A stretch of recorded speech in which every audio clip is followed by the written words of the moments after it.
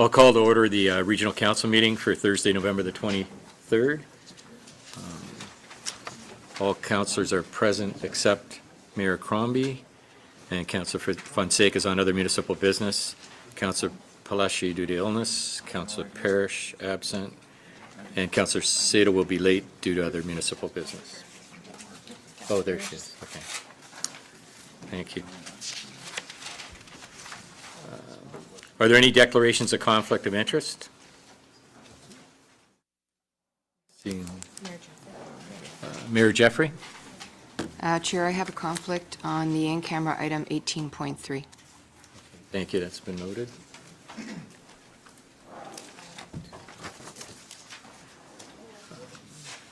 Approval of the minutes of the November 9th, 2017 Regional Council meeting. Moved by Councillor Councillor Sprovieri. Yeah, thank you, Mr. Chairman. If you may recall, last week I wanted to be noted in the minutes that I did not support the expenditure on water fluoridation, and the clerk did say that it was going to be noted in the minutes, Yeah. but I didn't see. This that. is for the November 9th council meeting. That was the budget meeting on the 16th. Oh, do we have the budget minutes? That was the next one down. Yeah. Next item. Next item. Oh, okay. Thank you. Thank you. Thank you very much. Okay. So will you move the minutes then of the 9th? Moved by Mayor Thompson, seconded by Councillor Sprovieri, that the minutes of the November 9th Regional Council meeting be approved. All those in favor then? Opposed, if any? Carried.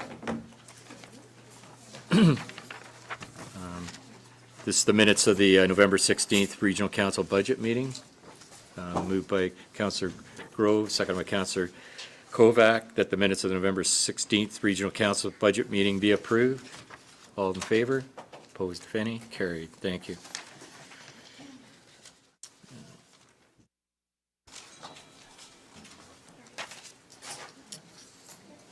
Approval of the agenda. Moved by Councillor Yaneka and seconded by Councillor Mahoney, that the agenda for the November 23rd, 2017 Regional Council meeting include a communication from the City of Brampton regarding development charges for places of worship to be dealt with under items related to enterprise, programs and services, item 14.2, and further that the agenda of the November 23rd, 2017 Regional Council meeting include a summary note regarding police transformation legislation to be dealt with under other business, item 15.1, and further that the agenda for the November 23rd, 2017 Regional Council meeting include a communication from Jack Siegel, Blaney McMurtry LLP to be dealt with under in-camera matters, item 18.3, and further that the agenda for the November 23rd, 2017 Regional Council meeting be approved as amended. All those in favor then?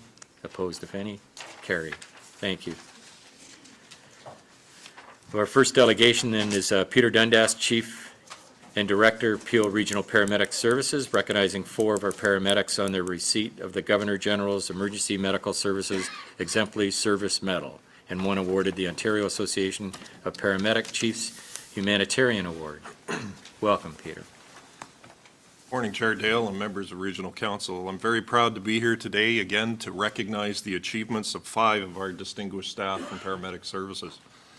On September 28th, on behalf of Governor General David Johnson, Lieutenant General Richard Romer presented the Governor General's exemplary service for paramedic services to Brian Johnson, Jody Kernahan, Daniel Patterson, and Kendall Smith at the Ontario Association of Paramedic Chiefs award ceremonies.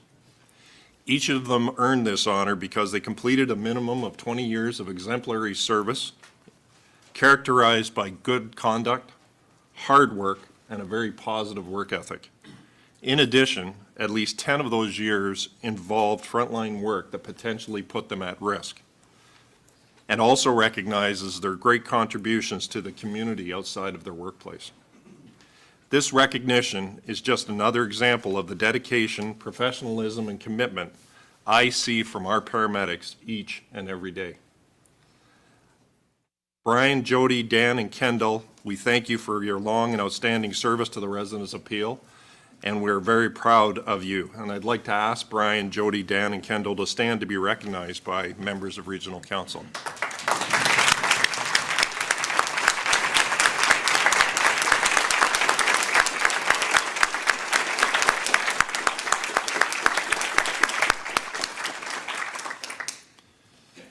I would also like to recognize Dana Banky, former paramedic and current supervisor in paramedic services, for receiving the Ontario Association of Paramedic Chiefs Humanitarian Award. Dana is well known for his passion to help others and uses his personal time to volunteer for the Canadian Red Cross. He likes to call this his vacation time. For example, last year when the wildfire swept through Fort McMurray, Dana spent his time helping the tens of thousands of people who were forced from their homes.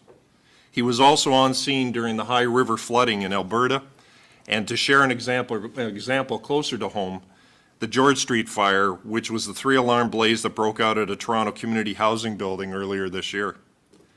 Dana has also dedicated months, and I've known Dana for close to 30 years, and I know he has dedicated years of his time volunteering overseas, where he has helped develop paramedic service systems and emergency management delivery in Palestine, Israel, Lebanon, Ethiopia, Nigeria, and Indonesia. In Palestine, Dana focused on strengthening programs and training for local paramedic services so they could implement a much higher level of trauma care in their war-torn country.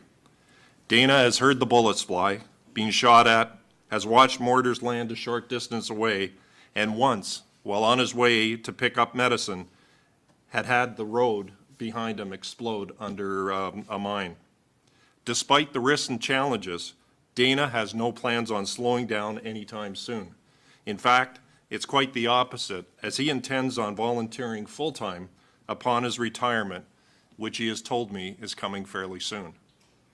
Dana was actually awarded this honor in 2016, but was unable to accept it at the time because, once again, he was off assisting in a disaster management relief in Afghanistan. Congratulations, Dana, on your well-deserved award. Thank you for your devotion to the paramedic delivery and to those throughout the world, saving those lives, relieving suffering, and building safer communities here at home and in many other places of the world. I'd like Dana to rise and be recognized by council.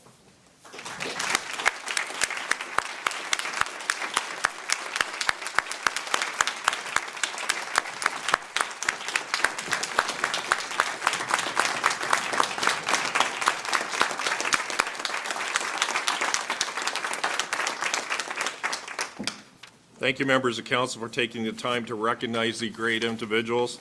This is why I get to be so proud as their chief, because it's these people that make it tick. Thank you. Thank you very much, Peter. Councillor Starr. I want to say that I had the opportunity to use the facilities of the paramedics a little while back. And, I was there. And I tell you, they're outstanding people and outstanding job they do. And yes, the lineups at the hospitals are a lot less now. Yeah. Thank you. And I just found the card of the individuals that were there, and I want to recognize them with you down the road. But Absolutely. You know, do a great job. And I'm glad to see you're doing better. yeah. Oh yeah. Back to normal. Back to being ornery. Hey, we're trying.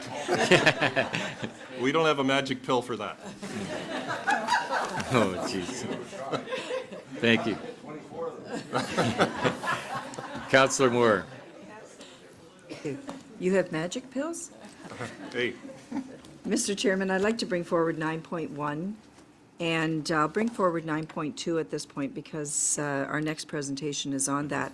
And I just want, you know, I've been on this council now since 2003, and I don't think there's been a year when we haven't recognized one of our at least one of our Peel paramedics for these awards. And I know, Peter, you are the recipient of one of these awards as well, and I think it's a reflection of your leadership in the division. People, you know, within rank and file learn from the top, and I think they're learning from the best. So thank you, and congratulations to all the recipients. Thank you. You know, our paramedics provide exceptional service to the community each and every day, and this is a great example to confirm the care that they provide to our residents on a daily basis, and they're very deserving of this award. There's no question about that. And Dana, you definitely define what's over and above, you your duties as a paramedic. It's absolutely outstanding, the service that you've provided to the community in that respect as well. So certainly on behalf of all members of council, we're very appreciative of not only the service you provide, but we're very, we really appreciate the fact that you were awarded this honor. Thank you. 9.1 then was brought forward, moved by Councillor Moore, second by Councillor Miles. All those in favor? Opposed, if any? Carried. Thank you. We'll move on to 5.2. Michelle D'Emmanuel, Chair, Healthy City Stewardship Center, and President and Chief Executive Officer, Trillium Health Partners. And you've brought along a good friend, Mr. Jake Deere. Mr. Chair, it would be remiss of me not to acknowledge the leadership of Chief Dundas as well and his team. They are outstanding partners with the hospitals in this region, and he is an outstanding leader, and we are better for it.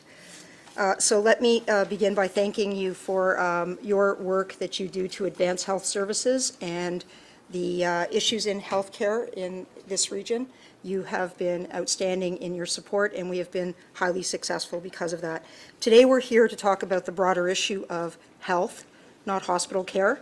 And as the chair of the Healthy City Stewardship Center, we had an opportunity this past summer to work with over 200 of our residents and our community agencies in building out some thinking around health services in this community for the next decades to come. Jake was the moderator and led us through that day, and he'll have a few things to say at the end around how we concluded. And this really was a community effort, a regional effort, where we all came together to, on behalf of our residents, really look at how we can deliver services better. I want to acknowledge Rick Johnson, who's in the audience today, a member of our local health integration network, and Angie Burden, who also sponsored this event. We spent the entire day workshopping. In some cases, it felt a little bit like speed dating as we worked through. It was a very active co-design approach, very different than anything we've done. And with that co-design approach really came quite a lot of information and ownership about how we were going to work better together on behalf of our residents and our patients. It was a very holistic approach that, and I know you know this, really did define health as more than just what we might traditionally think about it. It's the physical, mental, emotional, and spiritual well-being. And 38% of those participants really did talk about the social determinants of health. I know Councillor Parrish, as an example, some of the work that you've advanced around the seniors, whether it's dental, housing, et cetera. These were the kinds of things that were expanded upon, not about hospital care, but about health in this region. And so I think that confirmed so many of the directions that we've been under. But there were three key priorities that were developed. Equity and access for all, again, something I know that this council has advanced. The investment in future generations, that we needed to take a bifocal approach to the work that we were doing. We have real issues today, but we also have to think about tomorrow. That makes the job somewhat more complicated and difficult, but also it's a necessary approach to take. And lastly, the third priority around mental health and social networks. There was a really strong theme during the day about isolation in this community. I wasn't going to use the slides, but that's fine.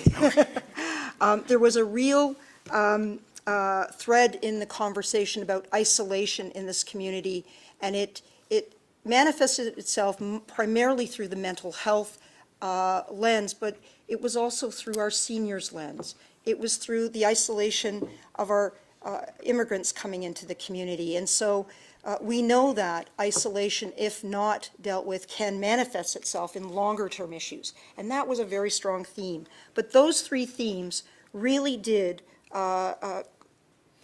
percolate up through the many conversations that we had, the active conversations that we had. And then the community came together and the participants came together and throughout the day wrote down what they wished for our region over the next decades. And those wishes were pulled together as a letter to our residents, which Jake will read in a second, and we will be tabling this letter to our residents and the work of these participants and of this day in our report today. And with that, it will become a guiding beacon of light, a guiding set of principles, a guiding ability for us to continue to come together. And the work of this council on the integrated, the health systems integration work that you're doing, the subcommittee of this council, we believe this becomes, again, an important tool for us to continue to build a better system for our residents. And so with that, we'd like to read to you what the residents that you represent have said that they wish for their community in the next decade. Thank you, Michelle. Dear future residents, welcome to our region, a community where you will feel safe, happy, and healthy. It's not by accident that you found yourself here. We've built an inclusive global region that is leading on every measure of quality of life, a place that makes you healthier just because you live here. We know that better health includes physical, mental, and spiritual health. This is the reason we're striving to build a region that has a strong quality of place, an idea that spans more than just healthcare. It means a region that is safe, inclusive, and supports people in mind, body, and spirit. A place where every person from all walks of life is welcomed, encouraged, and supported to live their best life. Our diversity is a strength in so many ways. We know that this strength is built both by celebrating our diversity and by finding common ground to share our experiences. We hope that our region will be a community that fertilizes your capacity to make human connections through our cultures, experiences, and a belief that you are free to live as you choose. We hope that in every way you feel a boldness and conviction from the people around you that you belong in our region. We envision places to find common ground can be found throughout the region. We have created places to support community health by making it easy to get outdoors and participate in the community. We hope our senior residents thrive in the residence of their choice and remain active and connected to our community. We've made the community more accessible by improving transit, housing, trails, bike paths, and sidewalks. We hope that you go for walks, ride bikes, and enjoy nature. We encourage you to make time to experience the community and share a meal in a place that has the healthiest, tastiest, and most interesting food choices in the entire country. A joyful life is in part connected to the ways we share and connect with each other. Take the time to know your neighbors, to have friends who care about you, and to care about others. Our hope is that we deliver the quality of care you deserve and give caregivers all the supports they need. We have worked hard to support a holistic approach to health and improve inclusion, mental health, well-being, gender equality, and poverty. We've created a healthcare system that is an interconnected network of people and partnerships that is easy to access and enhances your quality of life. We hope our children continue to benefit from an education system that supports them, encourages them to be a part of their community, and provides and instills a lifelong love of learning. We envision affordable post-secondary education that provides our youth with the knowledge, skills, and training needed to land a job that they love. Through emerging technologies, we have found ways to be both cutting edge and connected with our humanity. We are sure there is more work to do. However, due to our efforts, we hope you live in a region where every resident feels they have equitable access to healthcare, support services, and education, where people, regardless of age and income, know their needs are prioritized. We hope that you have found an ordinary happiness in a place that supports your health in all ways, a beautiful place you call home. In turn, we hope that you are involved and give back to your community. We planted seeds in 2017 to create a community where better health matters. We're excited for you to see what grew. Sincerely, Better Health Matters Forum 2017 participants. So, Mr. Chair, we've committed to this vision. We've committed to those three priorities in using our organizations, and we're asking Council for their endorsement of this approach and that you help us disseminate and communicate this, and to use the guiding principles and viewpoints that were expressed as you plan and as you build out this great region. Thank you so much. Thank you very much. Mayor Crombie. Thank you, Mr. Chair, and I'd like to move the endorsement. I'm a very proud member of Healthy City Stewardship. I unfortunately couldn't be there this day for the conference. Councillor Tovey and I were in Montreal making ensuring the protection of our St. Lawrence River Basin. It obtained a UN, UNESCO Global Biosphere Protection, so that's where we were, but this is a very worthy initiative. I've been a member now since being elected mayor, and we've really taken on 3 different kind of initiatives. When I first joined, we took on the case of, or really the idea of youth unemployment being too high in Peel and what could we do about it. And we had a number of initiatives, including we received some funding to do a report to execute on our plan and our vision, and it's been very successful. It's being implemented by Bloor-Dixie Neighborhood Services. We're very pleased. This was our second initiative, Building a Healthier City, Health Matters, and a lot of it has to do with our mental health as well. And now we've moved on really to the idea of youth mental health and teen suicide and all that. So these are really important initiatives in our community, and I'm so proud of the work that we're doing. Just so you know, if you look on the back page, there's so many founding members of this organization, whether UTM, Peel Police, Peel, Dufferin Peel Catholic, Dufferin Peel Public School, City of Mississauga, Bloor-Dixie, MBOT, Trillium, of course, Region of Peel, Peel District School Board, United Way, Erin Oaks, and Province of Ontario, the Mississauga Halton Lynn, too. So very, very proud of the work you do, so happy to endorse it and happy to move the motion, and thank you for coming forward today. Thank you, Your Worship. Thank you. Councillor Groves. Thank you, Mr. Chair. Thank you both for your presentation. And you touched on mental health, and Mayor Crombie just talked about teen suicide. And I will tell you, I've had one of my residents, a young resident, whose friend I just learned they had a funeral on Wednesday because he committed suicide. I had another coworker whose daughter's friend committed suicide, 15 years old. It is very unfortunate, and I think we need to do some work. There's a lot of work we need to do to find out why this is happening, what is the root cause of this. These are children who are from happy homes. So it's a problem. It's a problem, and we don't want it to become a crisis. You know, we saw with PTSD, and that's at the forefront. Yeah. But we really need to figure out what is happening with our teens. So anyway, I will just put that out there for you. And thank you for distinguishing between health care and hospital care, because I don't think we understand truly what the difference is between health care and hospital care and how important it is to keep people healthy. It becomes a huge cost on all of us, on our healthcare system, on our workplace, if you're not keeping people healthy. So thank you for doing that. With respect to the isolation piece, I used to deliver Meals on Wheels. I did it for 9 years. And I will tell you something, sometimes when you go there and you deliver that meal, you're the only visitor that senior will see for the entire day. And they're sitting there, and some of them are not able to even get out of their apartments, and they're just sitting there. And that is a problem. That is a problem because those are the things that put those seniors prematurely in long-term care facilities. You know, we focus a lot on their physical well-being, but we forget about their social and their emotional well-being. Because if they don't have that, it affects their physical well-being. So I'm glad to hear that you're focusing on that as well, and I think that we really do need to look at that. You know, the dental program, also people don't realize how important your teeth are.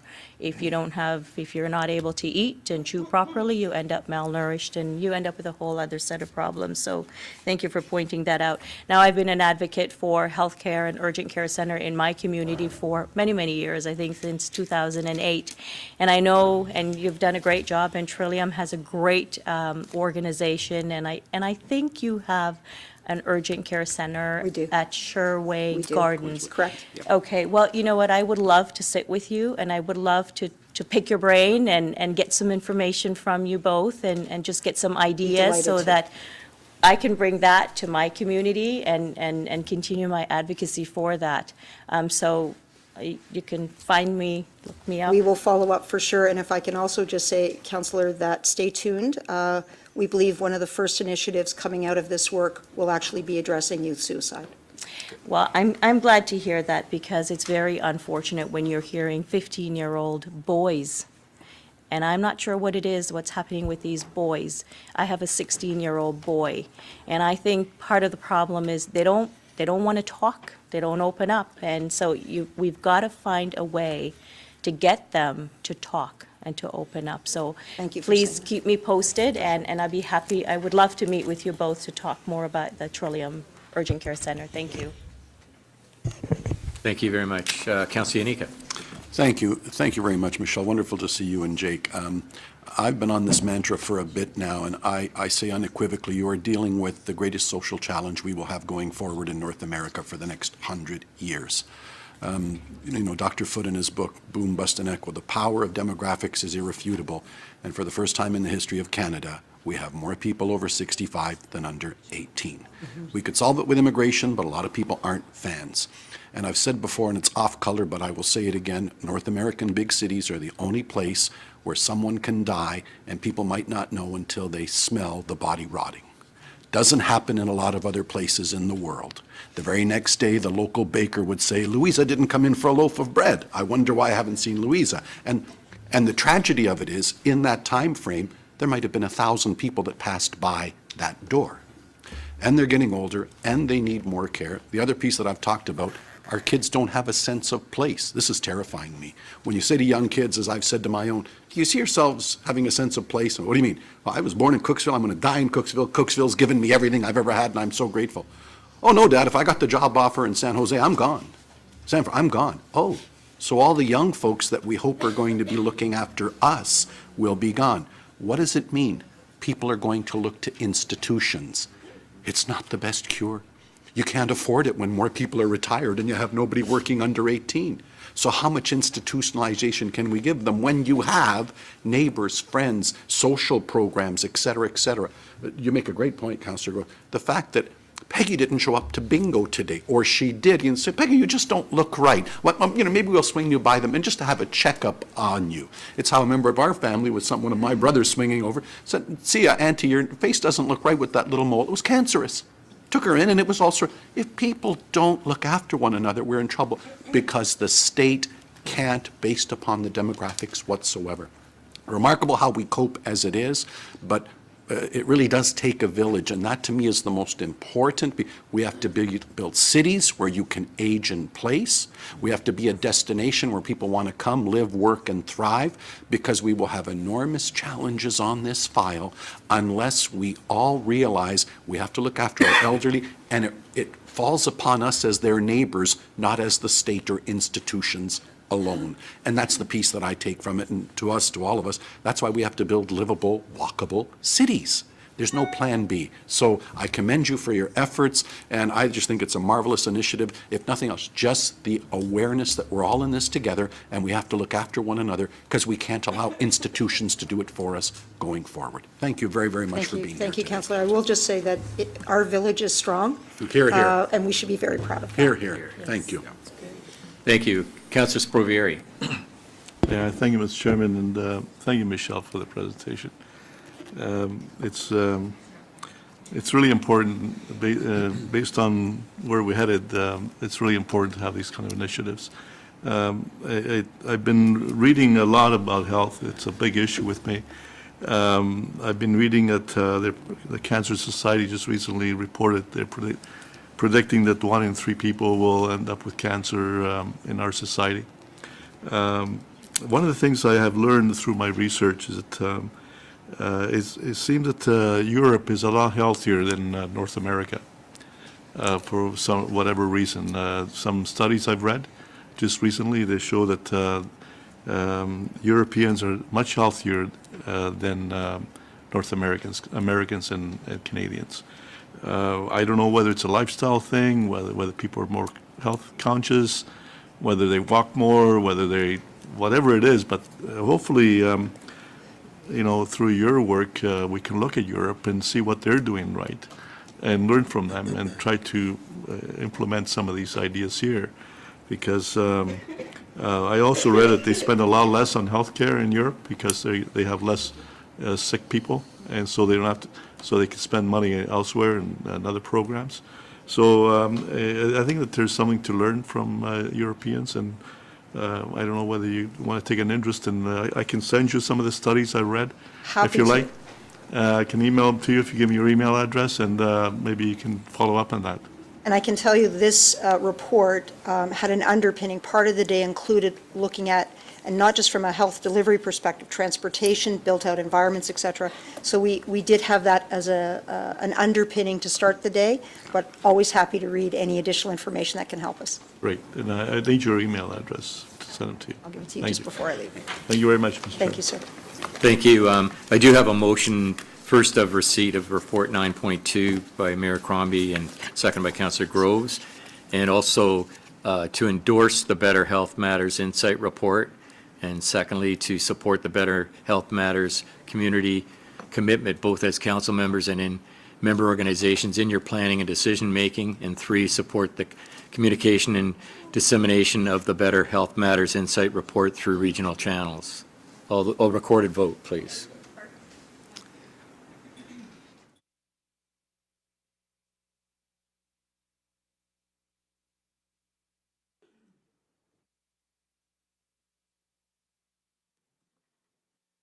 And that's unanimously passed. Thank you And so much. thank you Thank you so both, much. Mr. Chair. yeah, Michelle and Jake, for being here today. Thank you. Keep up the good work. Takes us to the consent agenda. 7.1. Consent. Oops, I'm missing a page.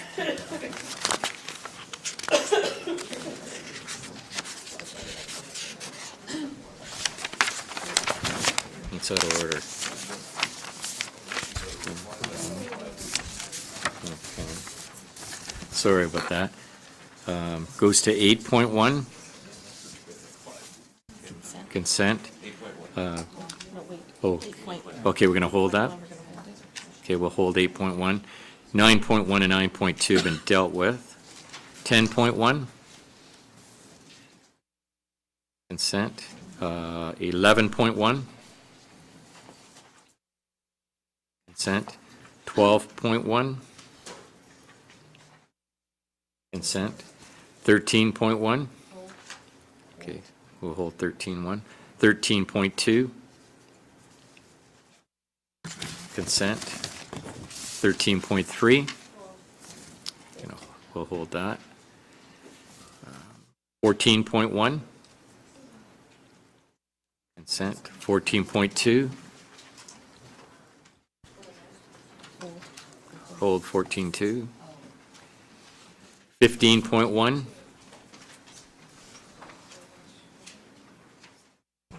Consent.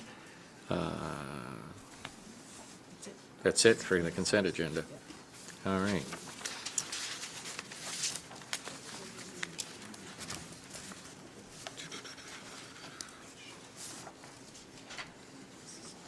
So we've dealt with items that related to public works then. Actually 8.1 of communications. So if you want to chair that, Councillor Starr?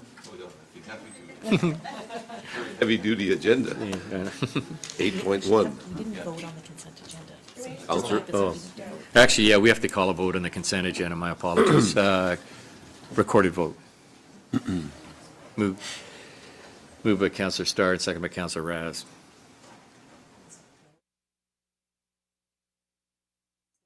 Got a technical, yeah, they're just getting to it.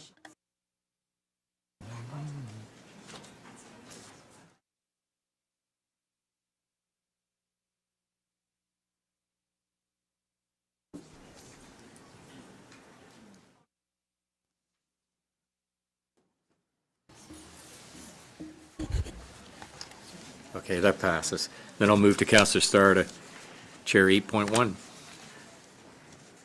I just want to comment that it's one of the few times I've ever seen the letter come back in the 5 weeks from any level of upper government, and I know Councillor Tovey's going to speak to that.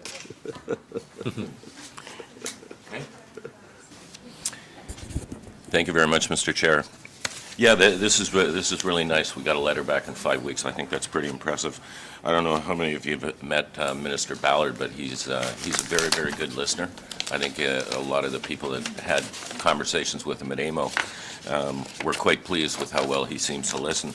But so happy to move receipt of the letter, but I was wondering if we could possibly send him a thank you for his timely. Yeah, for his timely response. I want to thank you for his thank you. Sure. All right. Why not? We hardly ever get letters back from these people. This is a good news story. Okay, maybe we'll follow that with direction and. Okay. Moved and seconded. All those in favor? That doesn't have to be recorded, does it? No. All in favor? Those opposed? Carried. All right, well done, Back to thank you.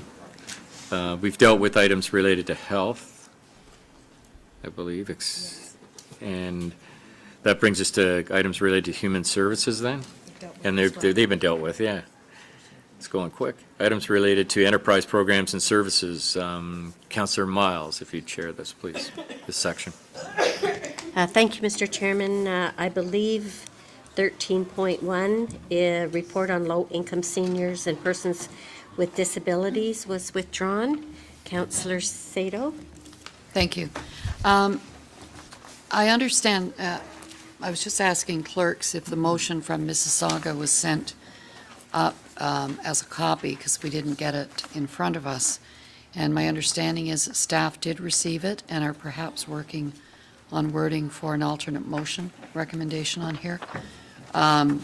Yesterday, as we were dealing with budget in Mississauga, I'd suggested that as we have tax increases, we have not increased the $400 rebate at all since we brought it in.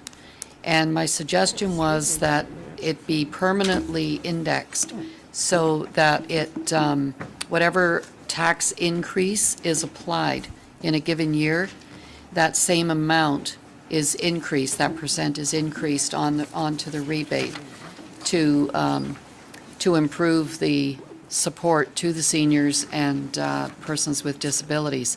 So we have approved that in the city of Mississauga, and it will, our bylaw is being amended to include an annual increase to the property tax rebate amount equal to the blended tax rate increase for the year, and that's commencing in 2018.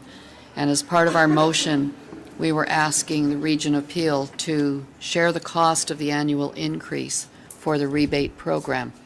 And the region does share the cost of the $400. I know Caledon increased theirs beyond the $400, I think to $450. What we're asking for and what we will be doing in Mississauga is based on our tax increase. We will be doing automatically an increase annually. And I feel that the region should be doing the same thing to all of them. So for example, even if Brampton doesn't follow this, the region's portion would be increased by whatever the regional tax increase would be for that particular year. So Brampton and Caledon would benefit. It's not a large amount, but it, I think as we know, every little bit helps those that are in the lower income bracket. So I understand staff did receive the Mississauga motion, and I don't know who's dealing with it. So perhaps, Mr. Chairman, staff could comment, and if you have a motion for us to deal with, I'd appreciate it. Thank you, I don't- Councillor Sato. I have no more speakers on the issue. No, I've asked staff to respond. Oh, okay. Through the chair, if I may, we are working towards a motion that we can table with you that would essentially remove the cap of $400, so that whatever the local municipal policy sets, we would cost share proportionally in that rate. So it would remove the $400 cap, because each of the three local municipalities passes their budgets at different points of time.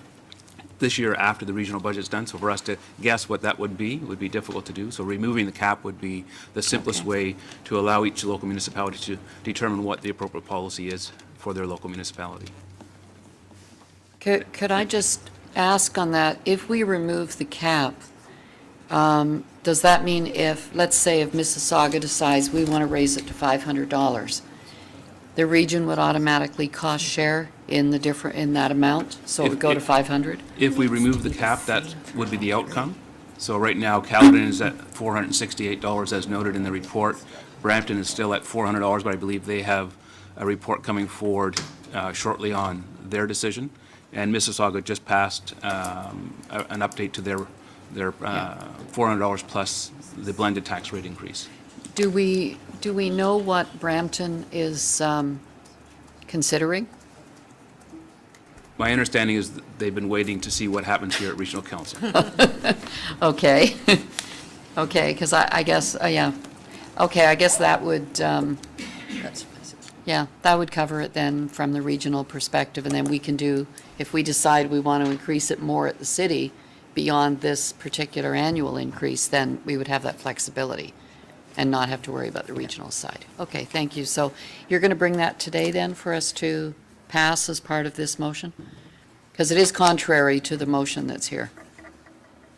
I think it's actually just an amendment to the bylaw that is provided to you in part 17 of the agenda to remove that $400 cap, as Stephen has mentioned. So we could, I think, the most simple way to do it would be to amend the staff recommendation to say, and further that the bylaw to be presented not make provision for a cap on the region's contribution.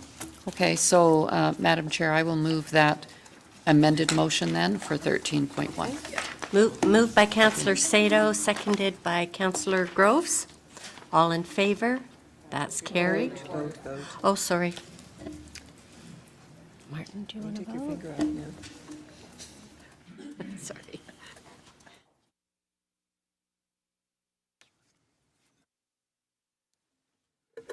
Okay, that carries.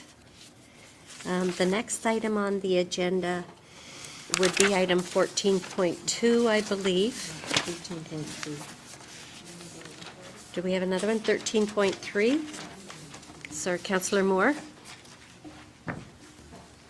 Thank you very much. Through you, Madam Chair, to staff. I know that this is a recommendation report on the awarding of to an RFP, but I would like to ask if, once awarded, there be an inclusion of the City of Brampton staff, to work with this architect. We've very much been at the table through the redevelopment exercise, like leading up to the redevelopment. Very active in terms of, the land exchange and things like that. And I think with it being a fairly prominent location along the Main Street corridor, our staff have very much expressed an interest in being there. We approved the other night at our planning committee an affordable housing strategy moving forward for the City of Brampton. While that may not fit specifically here, there may be elements of it. So if staff can just take that under advisement, it would be appreciated. Thank you. Okay, would you like to move the report, Councillor Moore? I'd be happy to. Thank you. That's been moved by Councillor Moore, seconded by Councillor Gibson. All in favor? That carries. Thank you very much. Oh, recorded vote.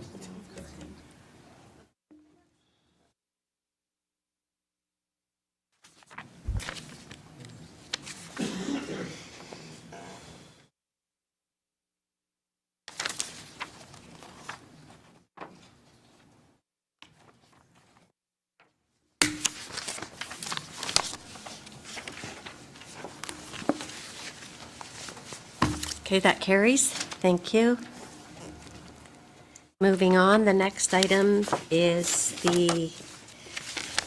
there was a letter and a motion in your added agenda from the City of Brampton, item 14.2. And if I could just speak to it for a moment. There is a Gurdwara in the City of Brampton that was looking at simply adding adding space where it, at the entrance of the Gurdwara, and providing better access space.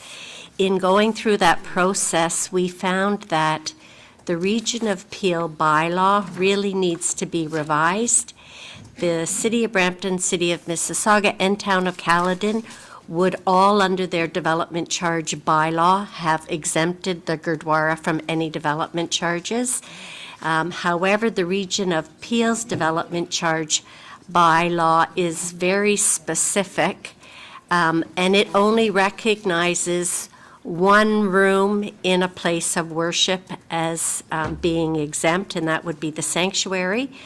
So those of you around the table know that we live in a very diverse region, and that there are a lot of different types of places of worship, and certainly one sanctuary really doesn't cover the many different religions that we have, and the way that they worship.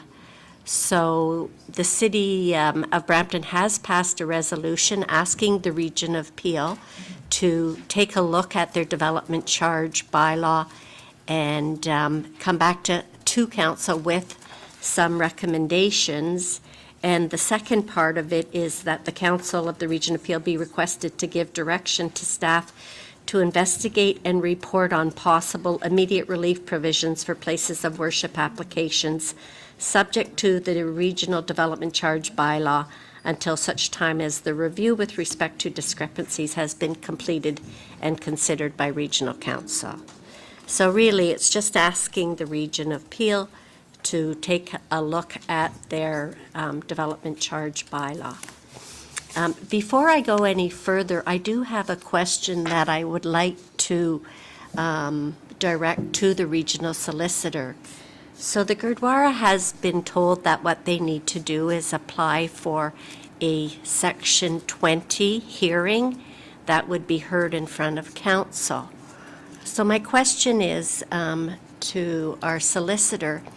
My understanding is that the Section 20 hearing is simply a review of to determine whether or not the bylaw has been interpreted appropriately. So this bylaw, and I'm going to read it to members of council.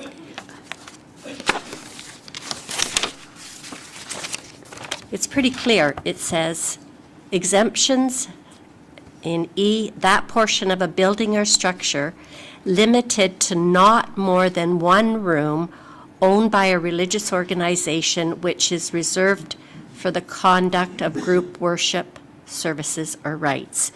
So I guess my question is recommending that the legal counsel for the Gurdwara come forward with a hearing 20 really doesn't make a lot of sense, because it's pretty simple when you read our development charge bylaw and the exemption. It is being interpreted appropriately by staff based on the wording, but what I think the real issue here is that the wording in itself is really outdated and needs to be revised. So I'll leave it at that. I know Councillor Sato. Thank you. Could you just reread the last part of your motion that referred to, I think it said that the Region of Peel give relief until the bylaw report comes, or something like that? Okay, you do have a copy of the resolution Sorry. in your borrow someone's, black. Okay, and report. I'm sorry, when you read it, I didn't hear you saying and report. Yeah, I know it needs to come back Okay, to so you're not council. asking for any action today other than referring to staff to look into it and come back? I think referring it to staff, but also recognizing that a Section 20 hearing, which is what is being recommended, really isn't going to resolve the issue from my understanding. So it looks like the solicitor wanted to speak Okay, to this. I just want to finish, and then the solicitor can talk, but I know we did, a couple of years ago, we did make a change to our city development charges bylaw.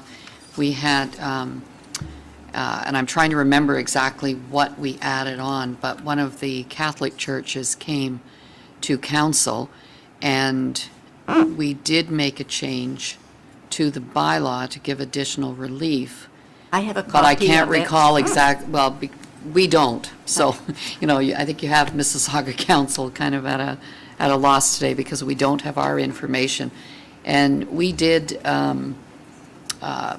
go back, I believe it was 5 years, and we grandfathered those that had received approvals. I believe it was over the last 5 years because there was one in my ward that did get did get a rebate on what they had paid.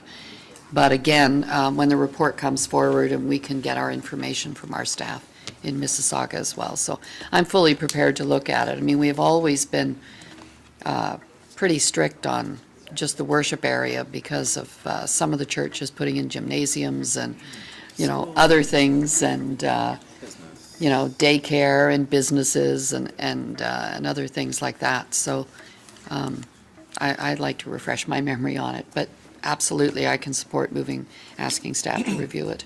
Okay, thank you, Councillor Sprovieri. Thank you, Madam Chair, and yes, certainly, I believe it's time it is reviewed. As you know, my ward is I have 4 gurdwaras and 1 mosque and many other denominational Christian churches. Very familiar with the setups. I have the mosque on Great Lakes that, as you know, ladies and men, they worship in different areas. They don't worship in the same room. So they have 2 floors. One, the ladies are in the lower floor and the men are on the upper floor. The gurdwaras, they have many rooms that are used for their worship areas. Different groups will utilize for their prayers and so on. So I totally understand that if a place of worship uses space for business to generate revenue, that they should be fully charged. But certainly areas that are used for prayer, I believe that should be treated like all the other where a prayer area is not charged under the bylaws. So I believe at this time that we really looked at that closely and sort of modernize our bylaw to reflect the changing world that we live in here. And so totally support the motion. I would second it also if you need a seconder. Thank you. Our regional solicitor wants to comment. Councillor Innes, can I take? Okay. Patrick?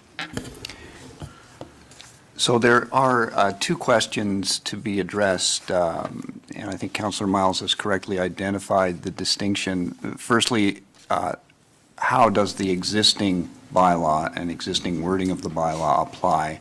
And that's what is the subject of a Section 20 Development Charges Act complaint. And a Section 20 Development Charges Act complaint is the right of the Gurdwara to bring forward. And they have chosen that they wish to bring forward a Section 20 complaint because they don't agree that even with the existing wording of the bylaw, that it has been properly applied. So they have the right to bring that complaint forward, and council will be asked to make a decision on that, I expect, early in the new year. The second aspect is, what should the bylaw read? Should it be different than it reads now? And staff are certainly happy to consider what policy alternatives might be considered and brought forward. The proper order of this, though, should be, I would recommend, that the Gurdwara be permitted to bring forward its complaint and have that determined so that the application of the existing bylaws is a matter of some certainty, and that staff proceed on an independent track to bring forward alternatives, policy alternatives for a new bylaw wording for council's consideration. Thank you. Councillor Innes? So I guess my original question you've partially answered was this an initiative that the Gurdwara took on their own to file a Section 20 hearing, or was it recommended by our staff as one of the avenues that they could proceed with? The Gurdwara's lawyer and staff are on the same page that is the appropriate way to proceed. That really, from staff's perspective, staff do have the perspective that the bylaw has been properly applied using its existing wording. Our ask of the Gurdwara would be that they would actually not proceed with a Section 20 complaint. But given that they take the view that staff are wrong and have misapplied the bylaw, the correct way to get that dealt with is for them to bring forward that complaint to council and have it determined.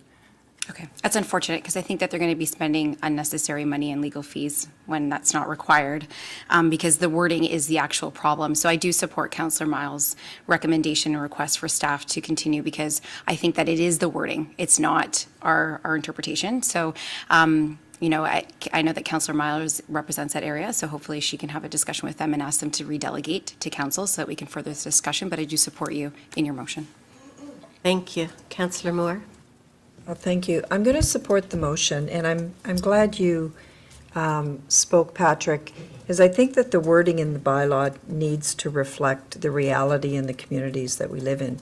And I'm kind of conflicted, to be honest, on the whole issue. And if you look at the city DCs versus the regional DCs, they support different things, entirely different things. So the city DCs are about your recreation centers, your services, your programs that are city in nature. The regional DCs are for the sewer and water main. And when you're collecting the DCs and all the folks that worship, regardless of where and how,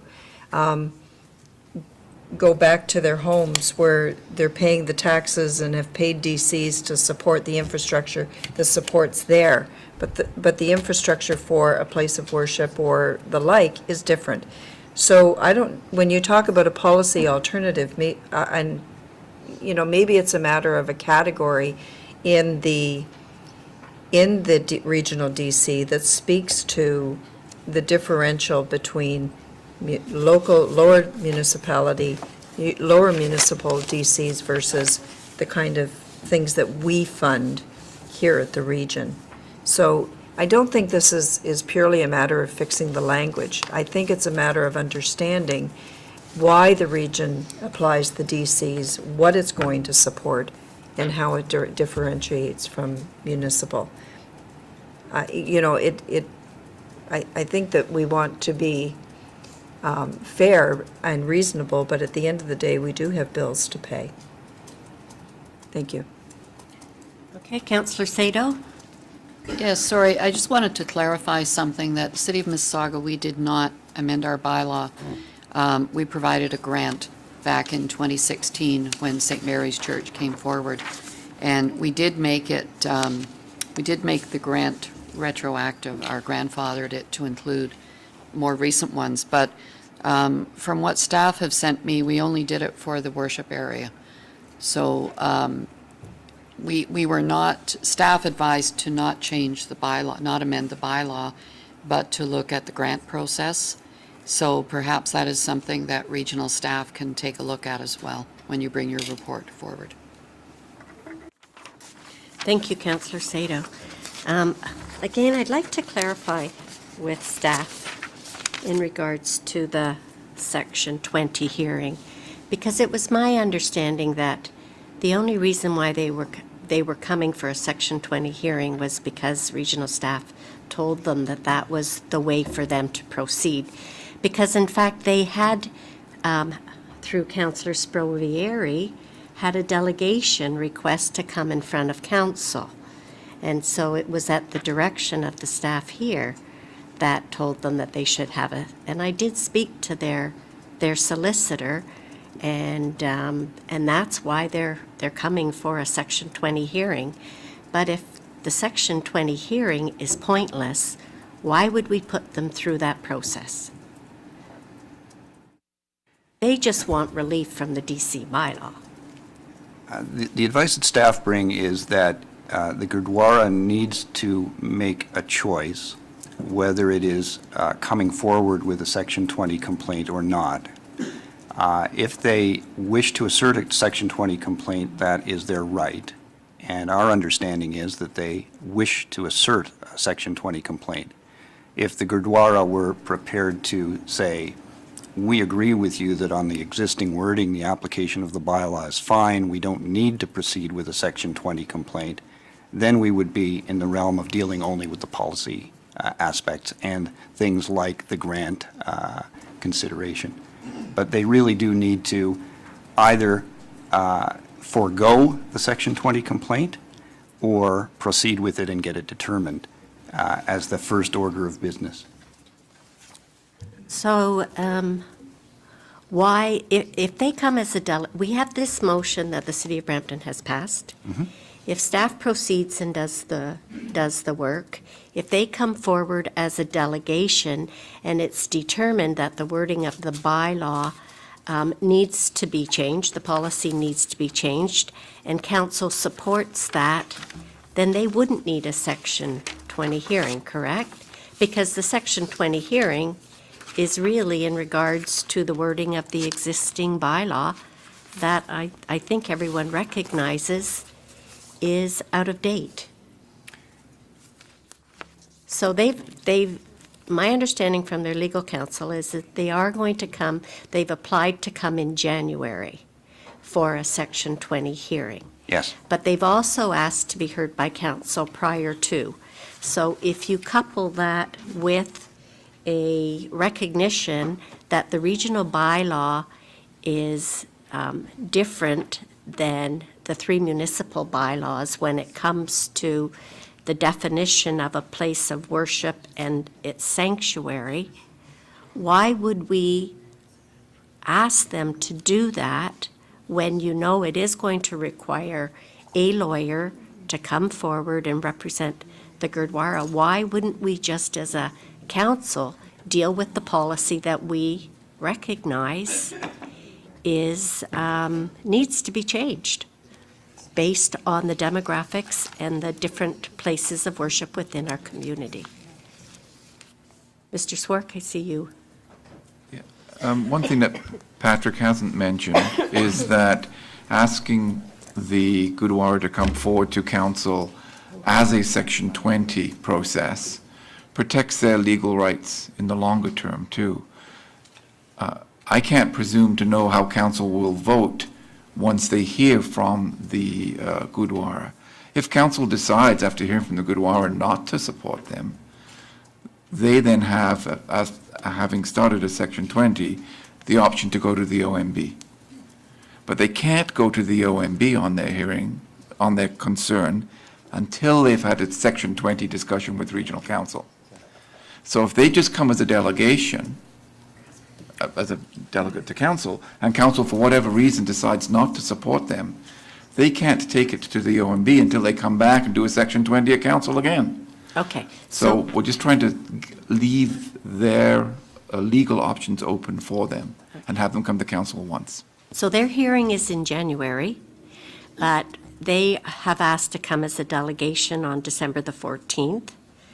And the motion, there's going to be a motion in front of council today from the City of Brampton. Can the region of Peel have a report prepared for the December 14th date when the Gurdwara comes as a delegation? It would be inadvisable, and staff would advise against doing other than receiving a delegation on December 14th with a Section 20 complaint pending. The problem is that you're on two separate tracks. One is a litigation track where there's a dispute, and council has to conduct a hearing based only on the evidence that it hears in January on what the outcome of that dispute will be. So it would be inadvisable for staff to be bringing forward options that would be potentially prejudicial to the region's position on the Section 20 complaint in January. Again, the correct order of business, and this lies entirely in the hands of the Gurdwara. If they have the view, as has been expressed around this table, that it's really about the scope of the exemption that needs to change, then they need to withdraw the Section 20 complaint and relieve the region from that hanging over its head, so to speak. Let the region proceed with policy considerations on what the scope of the exemption should be. If, on the other hand, as they appear to, they take the view that even on existing wording, they're entitled to exemption, in effect, then they need to bring that forward and get it determined. Staff would certainly recommend against two-tracking this and saying, on the one hand, we're in litigation, and on the other hand, we're considering policy alternatives at the same time that would potentially undermine the region's position on the litigation. And the region's position is clear on the litigation, as has been expressed around this table, that the bylaws that presently exist has been properly applied.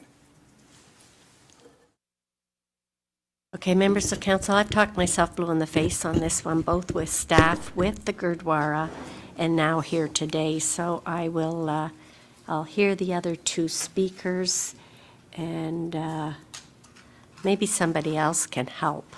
Councillor Sprovieri. Yeah, thank you, Madam Chair. And Patrick, I read Section 20, and you know, and I know that lawyers, it's just the nature of being a lawyer, they can have different opinions on the way it's read.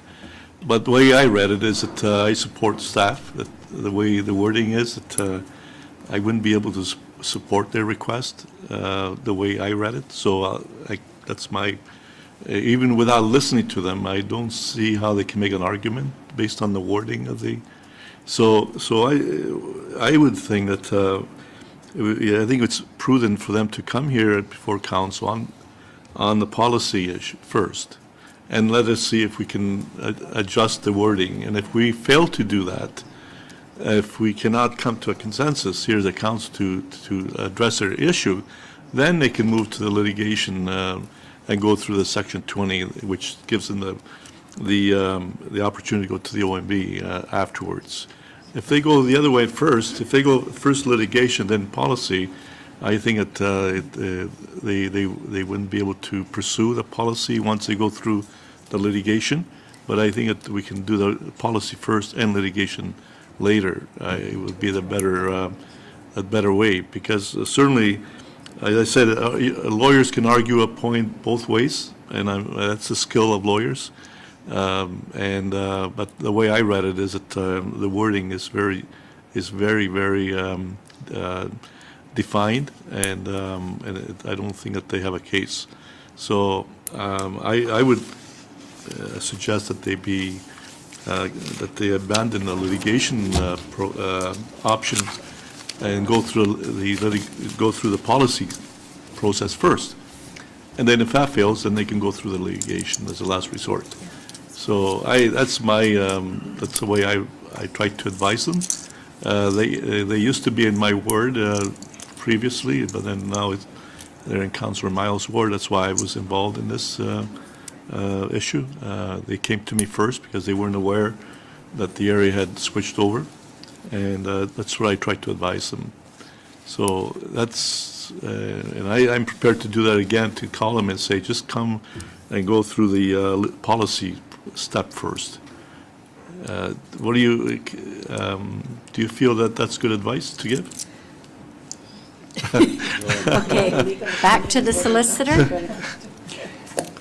I don't want to engage in argument on the matter, really. It's simply that my best advice to you as my client is that you would undertake the policy consideration without the threat of litigation playing a role in your determination. They ought to be called upon to either litigate their point that the present bylaw exempts them, or to abandon it, but not to hold it in reserve while you conduct policy deliberations with the threat of that litigation present. Okay, thank you. Thank you. Councillor Gibson? Thank you, Madam Chair. Patrick, when do you think, if council directed you today to bring back something on the wording, when do you think that would come back?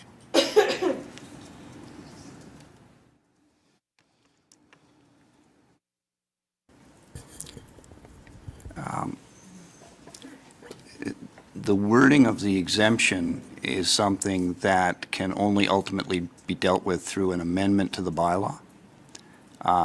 Staff's advice would be, and will be, that the bylaw amendment proceed as it is proceeding, the development of the 2018 development charge bylaw, with considerations being taken into account about what the correct scope of the exemption should be. So it's really the change in the wording of the bylaw aspect should be brought forward in that time frame, along with the development of the new development charge bylaw in 2018. Because the alternative of bringing a separate standalone amendment to the development charge bylaw with all of the process that's involved there is a very unattractive one. So when would that be? I believe the targeted date for enactment of a new development charge bylaw is July of 2018, and that the process of policy being developed in connection with that will be an ongoing process between now and then.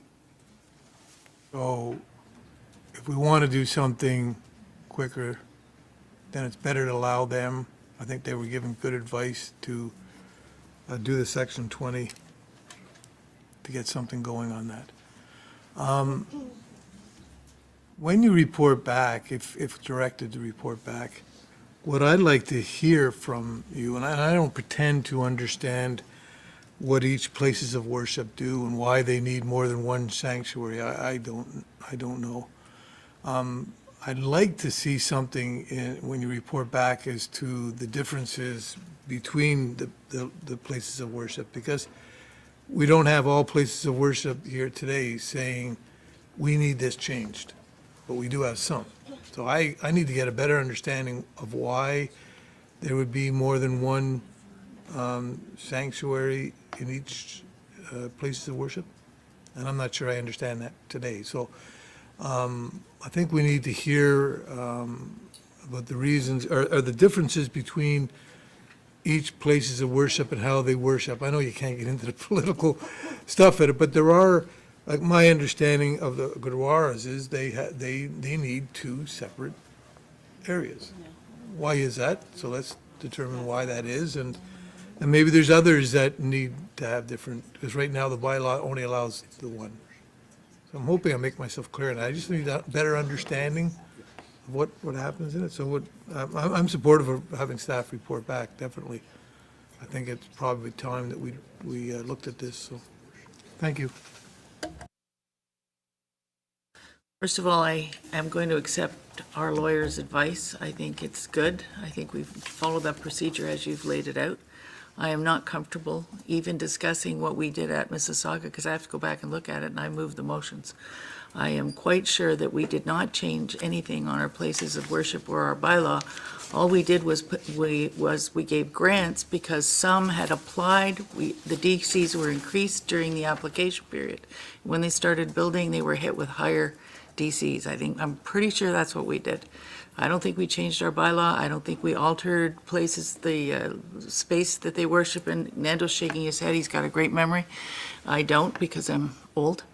But I would like to follow your advice today, and then when that's done, that process is finished, then we can go back and compare the three bylaws for the three municipalities on a separate page and see if we can pull them all together and they all work well together. But I am of the opinion we pay Patrick lots of money to give us good advice, and since I agree with him 99% of the time, he's a good lawyer, and that is my final word. Thank you. So, members of council, you do have a motion that has been brought forward by myself from the City of Brampton. A copy is within, and Councillor Moore would be happy to move it. Could I have a seconder for the motion? Councillor Innes? No, we're moving it. We're moving the recommendation.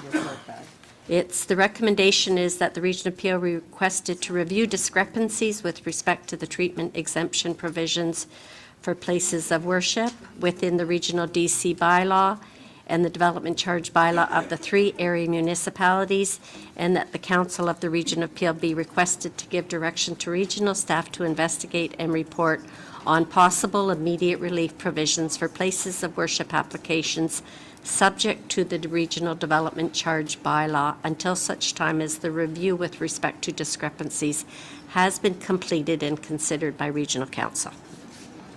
Councillor Innes, will you second that motion? Okay, that's been seconded by Councillor Innes. Councillor Parrish?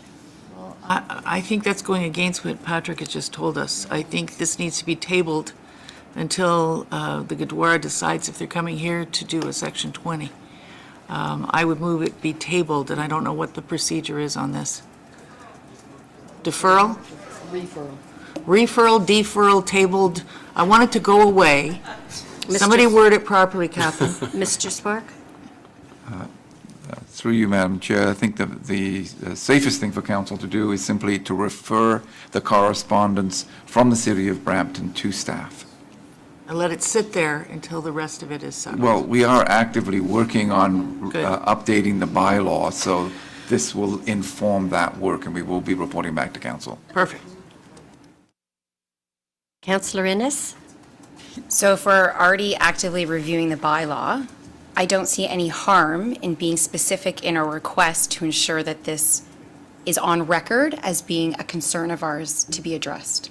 So I don't think one way or another, I understand we could give it as direction, but I think that it's actually a motion that's passed, giving that direction is on record. I don't think that that's going to interfere with our Section 20, because as the CAO has already said, we're already working on it. So I feel, I would feel more comfortable making sure that that wording is there and is a matter of record, saying that this council would like this to be reviewed and to ensure that it is reviewed.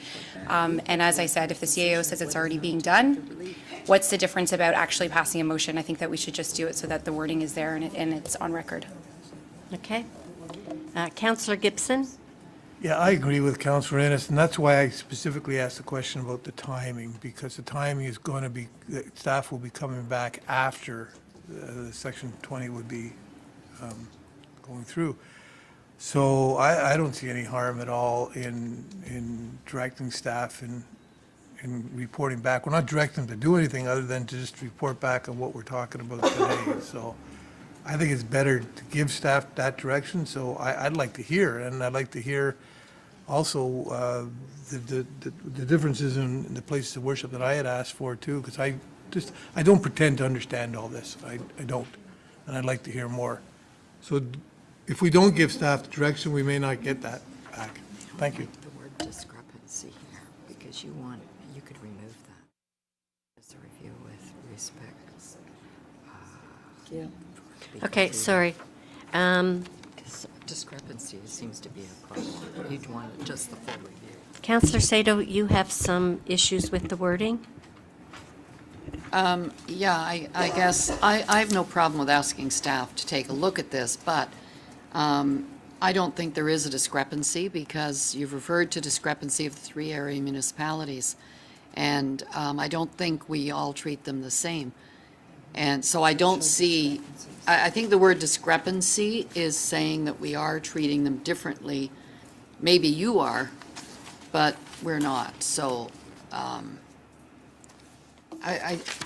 passing, and I'm speaking to the referral, Mr. Chairman, sorry, I'm going to support the referral because I don't think that this motion is worded in the way that, now that I'm reading it, I don't think it's worded in the way that I can support without it giving incorrect, well, I don't want to say incorrect because you obviously think it's correct, misleading information or hope to the organization that is making the request. So, I mean, if you wanted to move a motion. So if we amend the wording here to simply say, until such time as the review has been completed and considered by Regional Council, Well, no, I think the only motion that I could support, and why I'm going to support the referral, the only motion I could support, Councillor, after listening to We'll leave it everything, as it is. is just asking staff to report back with information on the 3 area municipalities, what we each do, because we don't have that in front of us, and if the region should be giving any additional relief. Okay, so, then speaking to the referral, I do not support. Yes, it was. Yeah. Who seconded it?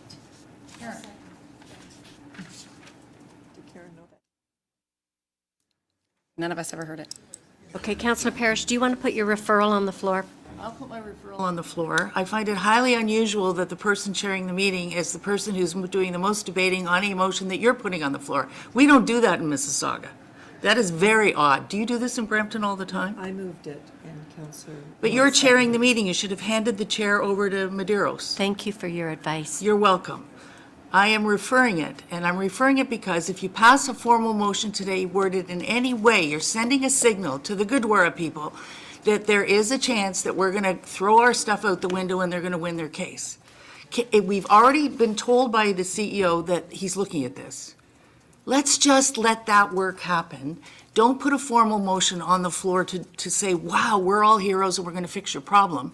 And then when they come to do the Section 20, they've already been told by this motion that we're going to change our minds. Am I making sense, Patrick? Of course.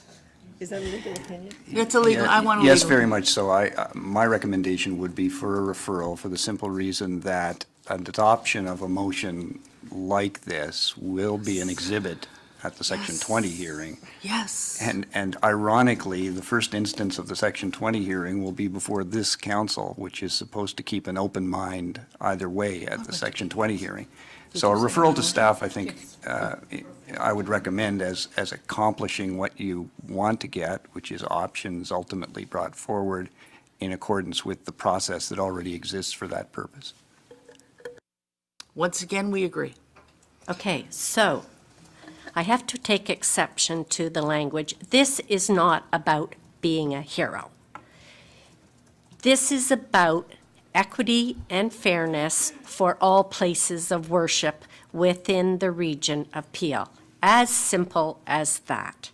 So if you read the regional bylaw, and perhaps we should have had a copy of the regional bylaw in front of us today. However, it was just passed at regional council, or at Brampton Council yesterday. Mississauga brings motions here all the time that is passed by your council. The regional bylaw needs to be reviewed, and we need to treat all places of worship equitably. So a regional bylaw that says we only exempt one sanctuary within a place of worship is not what the City of Mississauga's bylaw says, and it's not what the City of Brampton says, and it's not what the town of Caledon say. So just to be clear, this is not about trying to be a hero. This is about doing what's right. So the motion for referral comes first. It's a recorded vote. I'll take that vote now.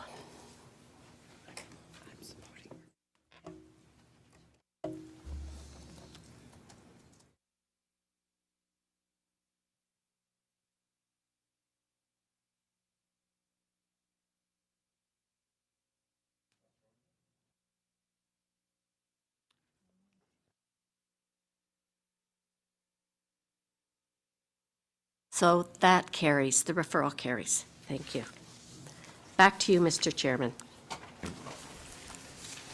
That moves us to bylaws then. Motion moved by Councillor Sato, seconded by Councillor Carlson, that the bylaws listed on the Regional Council agenda, being bylaws 61-2017 to 63-2017 inclusive, be given the required number of readings, taken as read, signed by the regional chair and the regional clerk, and the corporate seal be affixed thereto. All those in favor? Oops, sorry, Councillor Sato. Just point of clarification, is in the bylaws, and I'm sorry I didn't look, is the bylaw for the senior rebate here today? So that needs to be as amended then. Okay, yeah, as amended then. Okay, Okay. good point. Thank Thank you. All those in favor? Opposed, if any, carried. Motion to move into camera, moved by Councillor McFadden, seconded by Councillor Mahoney. We'll move into camera.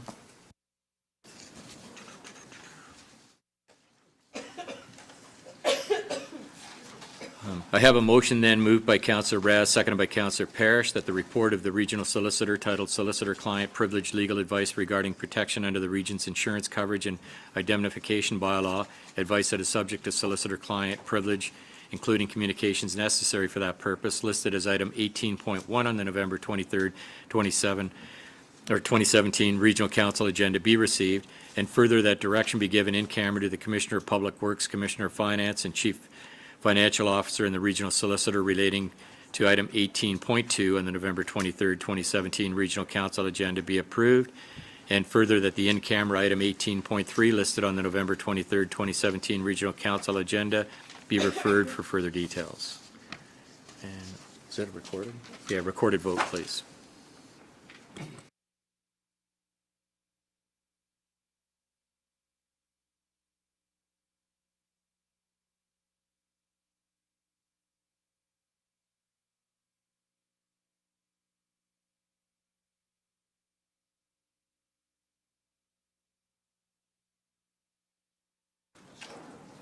The motion's passed. I have a motion moved by Councillor Gibson, seconded by Councillor Carlson, that bylaw at 64-2017 to confirm the proceedings of Regional Council at its meeting held on November 23rd, 2017, and to authorize the execution of documents in accordance with the Region Appeal bylaws relating thereto, be given the required number of readings, taken as read, signed by the Regional Chair and the Regional Clerk, and the corporate seal be affixed thereto. All in favor? Carried. Motion moved by Councillor McFadden, seconded by Councillor Medeiros, that the November 23rd Regional Council meeting be adjourned. All in favor? Council, moved.